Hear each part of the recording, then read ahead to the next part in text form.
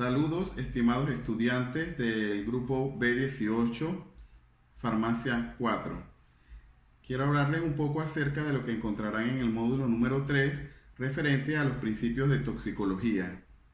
Realmente en este módulo vamos a ver de una manera muy sencilla y básica algunos conceptos referentes a la toxicología para tener una idea de lo que se refiere la misma.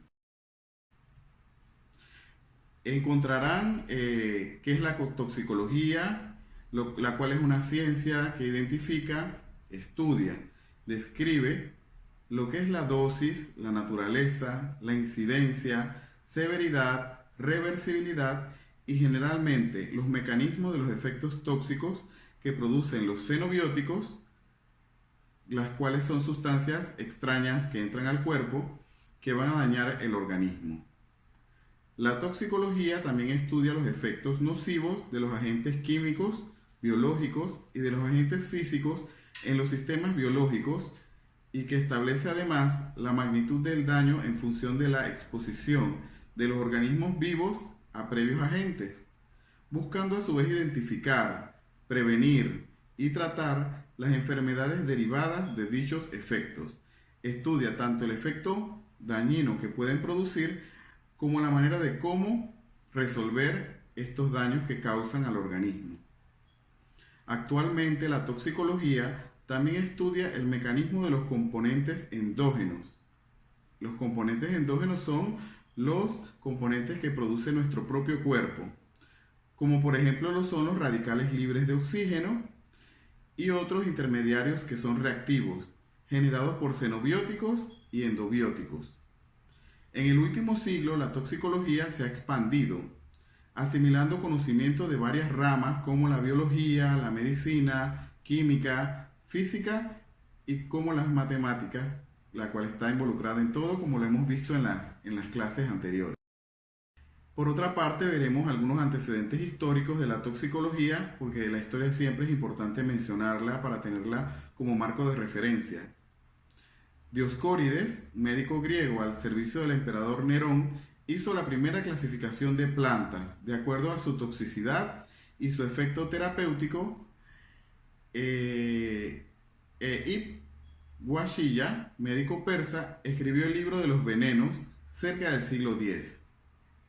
Pero fue el profesor Mateo Orfila el que escribió el primer tratado formal de toxicología en 1813 en París, Francia, llamado Toxicología General. En 1892, Juan Bautista Señorans crea la primera cátedra de toxicología en la Facultad de Medicina de la Universidad de Buenos Aires, siendo la primera de su tipo en el mundo. Mencionamos la frase que Paracelso nos resalta, en donde menciona que la dosis diferencia un veneno de un remedio. Lo vamos a dejar hasta aquí por ahora. Luego vamos a ver que esta definición se adapta de otra manera para decir lo mismo, pero con palabras un poco más recientes a nuestra temporada, a nuestra época. Van a encontrar un video en el cual van a poder reforzar algunos principios de la toxicología y ver algunas cosas claves y básicas que nos pueden servir de guía para el entendimiento de este módulo.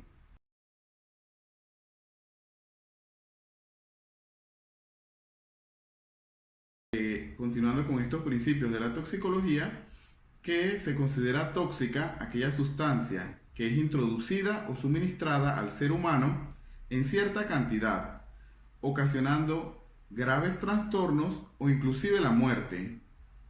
Pero en este caso ya se le da el nombre de intoxicación. Y esto es lo que queremos acá, relacionarnos con los conceptos y utilizar profesionalmente los términos adecuados, como mencionamos intoxicación. A diferencia de decir envenenamiento, utilizaremos nosotros la palabra intoxicación. Hay diferentes maneras de adquirir los tóxicos, ya que la mayoría de las sustancias son tóxicas. Lo que las diferencia es la dosis, así como lo habíamos escuchado con la frase de Paracelso. Lo diferencia tanto la dosis o también la manera en que la ingiera la persona. Esto nos trae a que no solamente la dosis de un producto puede ser contraria o antagónica para nosotros, para nuestro beneficio, sino que aparte de eso también está la manera en que es ingerida la sustancia. Por ejemplo, si una sustancia es preparada, un medicamento o una sustancia X es preparada para utilizarse por una vía de administración, si le cambiamos la ruta o la vía de administración, esto también puede producir y produce en muchos casos intoxicación para el ser humano. Es allí donde ocurren las intoxicaciones accidentales por contaminación, o sobredosis. Por lo general, el 25% ocurre en el hogar. Mientras tanto, el 35% se produce en niños menores de 6 años.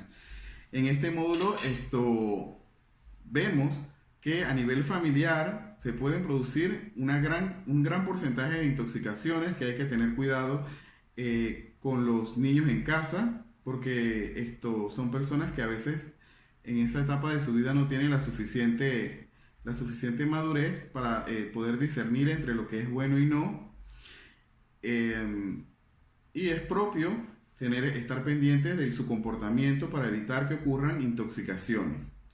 El 18% de intoxicaciones puede ocurrir por accidente, el 22% por la ingesta, de los cuales la mayoría de estos casos no sufren efectos clínicos graves, por suerte. Las causas más comunes a las que se está expuesto a una intoxicación o ingerir estos tóxicos es por productos de limpieza del hogar, cosméticos, productos de aseo personal, fármacos, insecticidas, hidrocarburos, entre otros.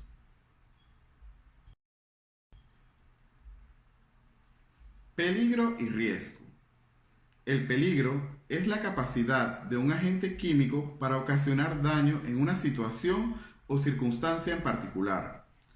Aspectos fundamentales son las características y condiciones del uso y la exposición. Para valorar el peligro, se necesitan conocimientos de la toxicidad inherente de la sustancia, qué tan tóxica puede ser, y las cantidades a las que puede estar expuesta esa persona. El riesgo se define como la frecuencia esperada de que aparezca un efecto nocivo indeseable por la exposición a un agente químico o físico. Para estimar dicha variable, habrá que recurrir a datos de dosis respuesta y dosis efectiva.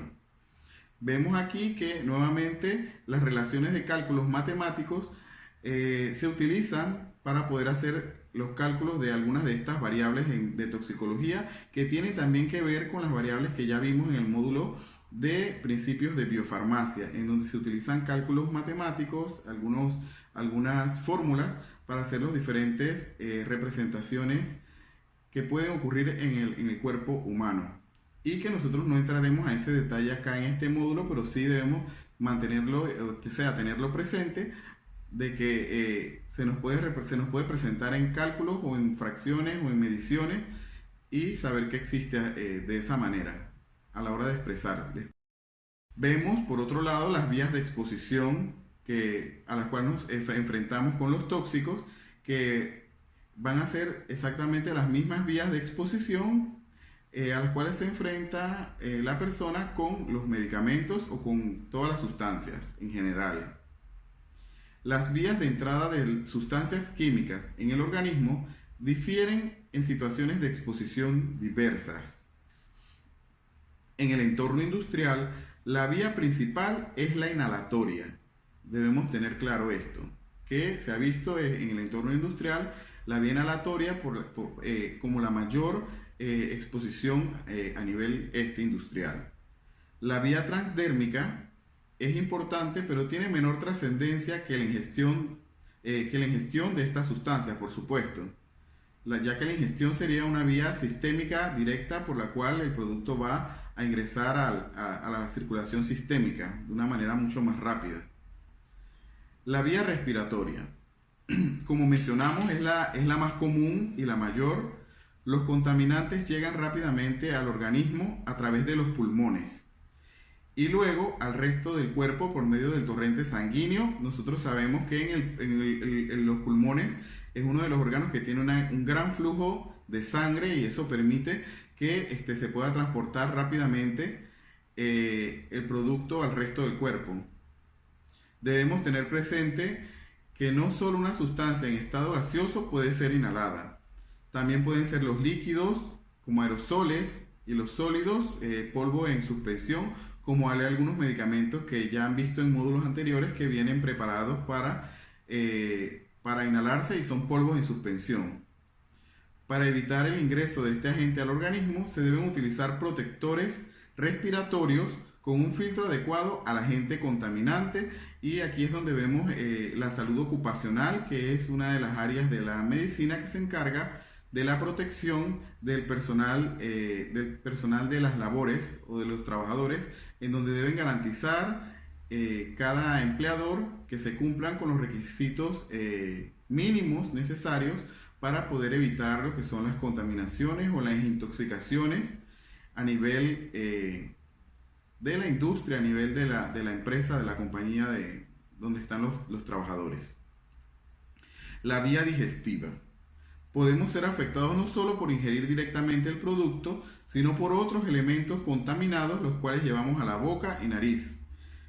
Hay algunas veces que no nos damos cuenta de que algún producto esté contaminado, puede ser hasta un alimento, y podemos llevárnoslo por la boca o la nariz y hacer la entrada a la vía digestiva, que sabemos que esta vía va a llevar directamente a la circulación sistémica y puede causar daño este tipo de ingestión por la vía digestiva.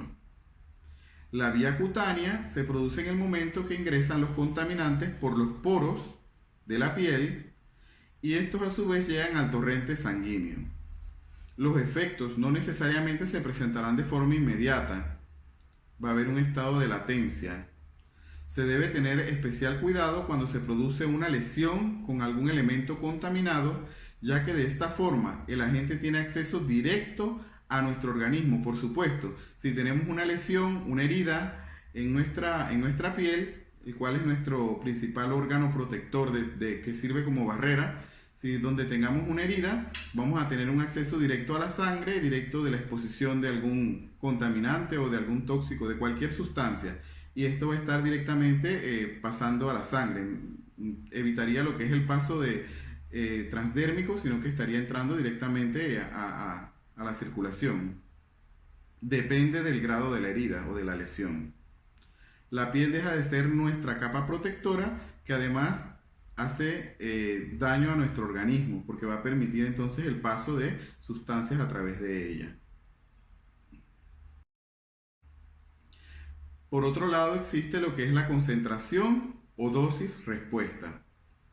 Para cada sustancia química existe una relación entre dosis y respuesta para los diversos tipos de efectos toxicológicos. La relación siempre es generalmente positiva y directa, lo que quiere decir que a mayor concentración o dosis, mayor es el efecto. Umbral es el punto más bajo a partir del cual todos los individuos de una especie empiezan a reaccionar. Las concentraciones iniciales y finales en un organismo son problemáticas, debido a que las primeras son dosis tan pequeñas que los equipos de medida no son capaces de medirla, y las últimas son dosis que pueden afectar a todos los individuos. Dosis o concentraciones significativas. Aquí vamos a encontrar algunos acrónimos. Por ejemplo, ED, que significa dosis efectiva. Las dosis terapéuticas son consideradas como dosis efectivas cuando hablamos acerca de los medicamentos. ED, dosis efectiva, serían las dosis terapéuticas, las dosis que van a obtener o que van a brindar un efecto terapéutico en los pacientes.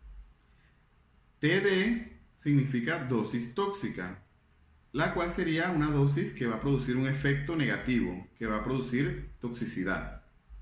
LD, dosis letal, sería la dosis con un efecto concreto, la muerte, porque aquí estamos hablando ya de letalidad.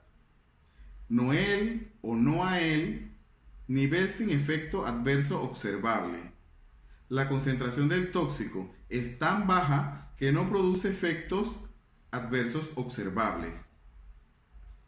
Loe o Loael, nivel más bajo con efecto o umbral. Es un punto específico con la concentración más baja donde tenemos efectos adversos observables. A partir de este punto, los efectos no se deben a efectos aleatorios como la edad, peso, sexo, sino que se deben únicamente a la sustancia tóxica suministrada. Está también lo que es el efecto techo.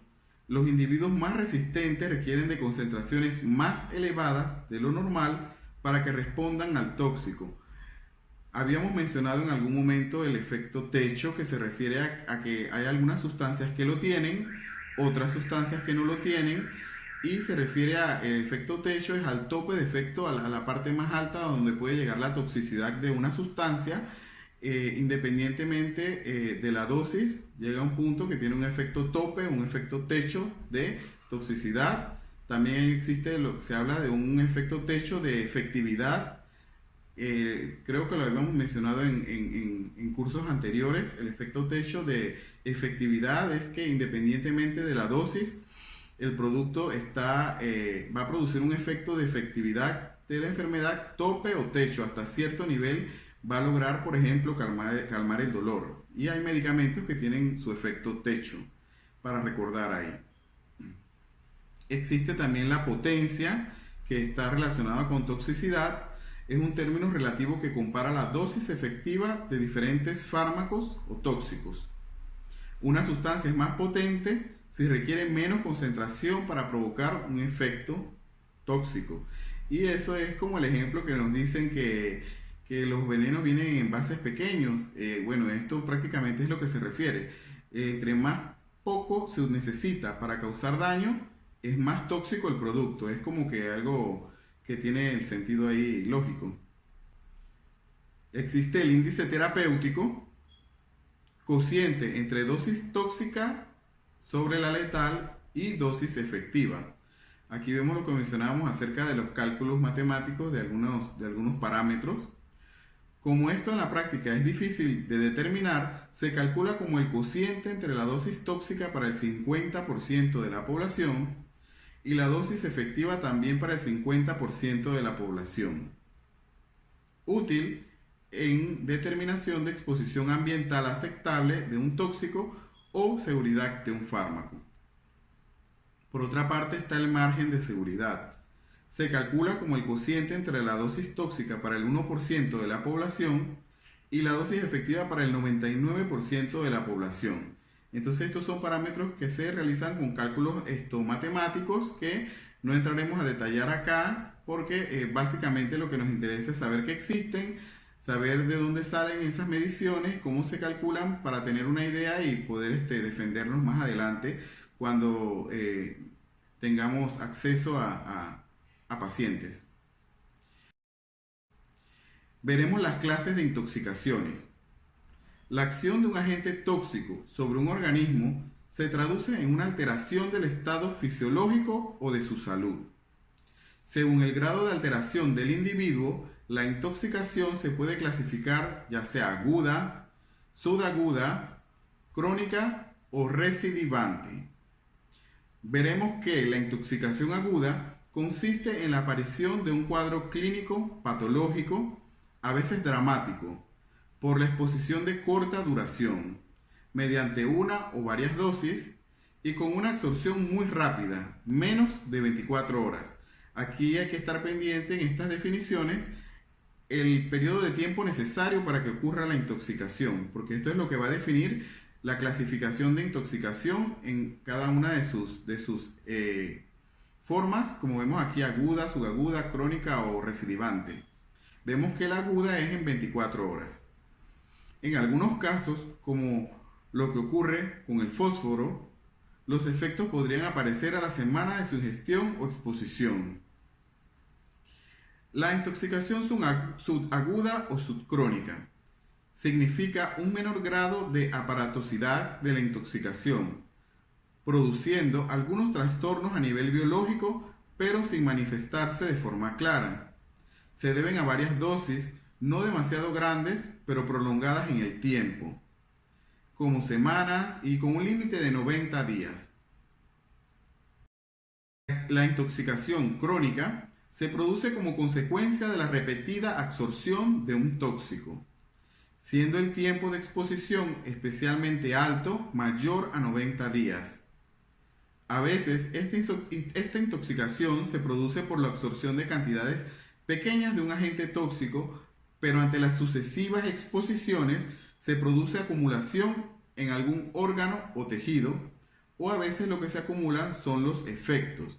Y esto ocurre frecuentemente con nuestros agricultores, que son personas que están siendo expuestas por su trabajo permanentemente a la intoxicación a nivel laboral por los herbicidas, por los plaguicidas, por las diferentes sustancias que se utilizan para el cultivo y para la prevención de plagas de los siembros. No suele manifestarse un estado subclínico hasta que llegue el momento en que por un estado fisiológico más bajo o un posible movimiento del agente tóxico se manifiesta, pero a largo plazo. Generalmente esto sucede en nuestros días con el uso de los plaguicidas, así como habíamos mencionado anteriormente. La intoxicación retardada es un efecto que se manifiesta a mayor o menor plazo, cuando se ha sufrido una única exposición y tras haber eliminado el agente tóxico del organismo. Por ejemplo, el paraquat, que es un plaguicida. Algunas semanas después, la ingestión de una dosis que solo haya producido inicialmente problemas gastrointestinales puede ocasionar una fibrosis pulmonar, produciendo incluso la muerte. En este módulo van a hacer en su asignación, van a tener que investigar acerca del paraquat en alguno de los puntos de su trabajo investigativo.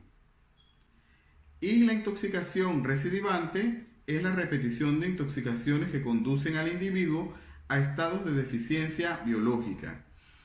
Luego de esto tienen un videito más que les va a ayudar a ver la manera de cómo prevenir las intoxicaciones y de cómo abordar al paciente intoxicado de una manera no farmacológica, y que también les insto para que lo puedan revisar, que les sirve de apoyo para la realización de su asignación individual número 3. Esta es la primera parte del módulo de principios básicos de toxicología. Por ahí estaremos próximamente enviando la segunda parte de este módulo.